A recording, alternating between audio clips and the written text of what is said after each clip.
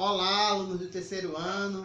Estamos em mais um encontro, aula de física, última aula de física, né? E hoje a gente vai ver a conservação da quantidade de movimento.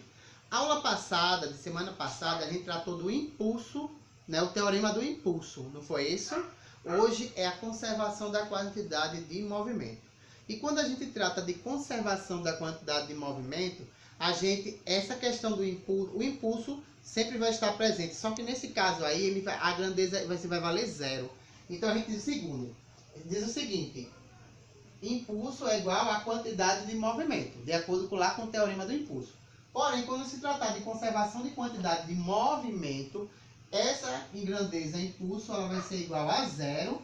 E a gente vai detectar dois momentos, não é? Nessa substituição que vai haver na quantidade do impulso, que é justamente a quantidade de impulso estipulada antes do fato e depois, não é? Que a gente chama de inicial e final.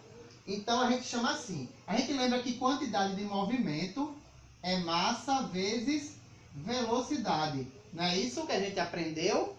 Então vejam só, gente.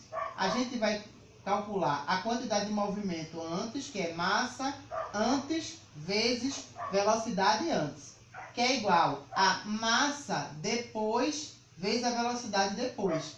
Ou vocês podem ver em alguns livros, em algumas questões, que é tipo assim: massa inicial vezes a velocidade inicial, que é igual a massa final vezes a velocidade final. Ok? Pode ser chamada também assim. Tá certo? Então, eu botei um exemplo hipotético de um canhão que vai arremessar um projétil.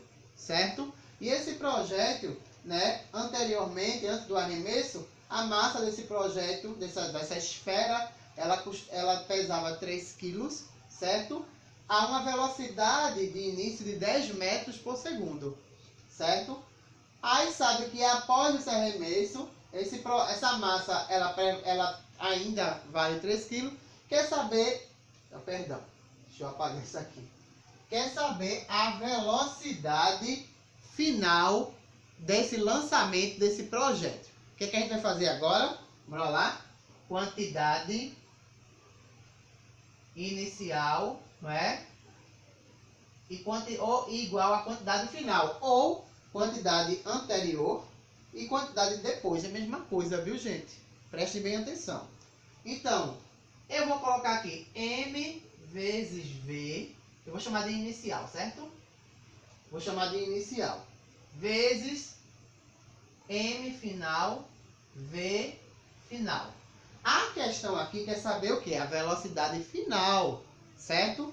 Eu sei que a massa é de 3, ok? Vezes a velocidade, que foi de quanto? 10.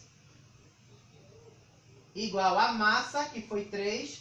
Quero saber a velocidade final. Aí formou uma equação. O que a gente vai ver na equação?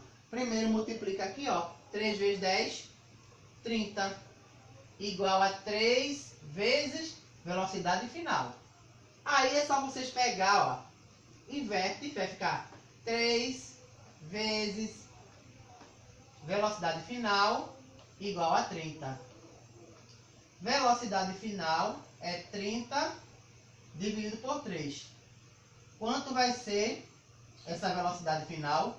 10 metros por segundo. Ok, gente? Simples, né? Você sempre vai ter um fator inicial e final. Existiam umas questões de vestibulares que tratavam justamente sobre isso. De dois dançarinos que um jogava ao outro. O impulso, né, gerado de um para o outro gerava uma quantidade de movimento final. Então, tem questões que vocês podem se deparar na questão do Enem, justamente quando se trata de dançarinos, né? Que tem a questão da quantidade de movimento antes da dança e o depois, quando eles se afastam. Então, toda vez questões de vestibulares ou de Enem que se tratar de quantidade de movimento aplicada, né, em um momento depois da separação, vocês vão lembrar da conservação da quantidade de movimento. Ok? Tem uma atividade para vocês. Semana que vem vai ter questões de vestibulares, não é? Em relação à conservação da quantidade de movimento. Espero que vocês tenham entendido e façam atividade, ok? Vou deixar o quadro aí à vontade para vocês realizar as anotações.